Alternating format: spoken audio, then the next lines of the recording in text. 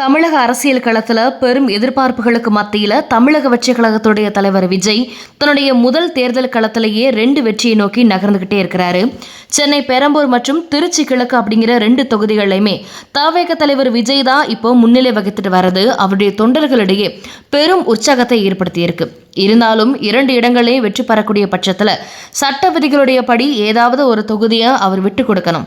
அந்த வகையில விஜய் அவருடைய திருச்சி கிழக்கு தொகுதியை ராஜினாமா செஞ்சுட்டு பெரம்பூர் தொகுதியை தக்க வச்சுக்கிறதுக்கு முடிவு செஞ்சிருக்கிறதா தகவல் வெளியாகி இருக்கு. வாக்கு எண்ணிக்கையுடைய தொடக்கத்துல இருந்தே விஜய் அவர்கள் 2 தொகுதிகளையும் கணிசமான வாக்குகள் வித்தியாசத்துல முன்னிலை பெற்றுட்டு வராரு. பெரம்பூர் தொகுதி இங்கு விஜய் எதிர்த்து திமுக சார்பில் ஆர்டி சேகர் மற்றும் அதிமுக கூட்டணியில பாமக சார்பில் திலகபாமா ஆகியோர் போட்டியிட்டாங்க. சென்னையுடைய மையப்பகுதியில் உள்ள இந்த தொகுதியில இளைஞர்கள் மற்றும் நடுத்தர வர்க்கத்தினருடைய வாக்குகள் விஜய்க்கு சாதகமாகவே விழுந்துள்ளதா கருதப்படுது.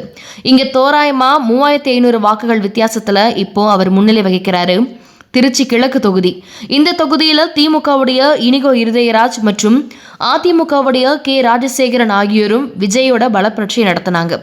திருச்சியில் விஜய்க்கு பலமான ரசிகர் பட்டாளம் இருப்பதோட அந்த நகருடைய மையப்பகுதியான கிழக்கு தொகுதியில் தாவேக்கவுடைய தீவிர பிரச்சாரமும் அவருக்கு முன்னிலையை பெற்று தந்திருக்கு.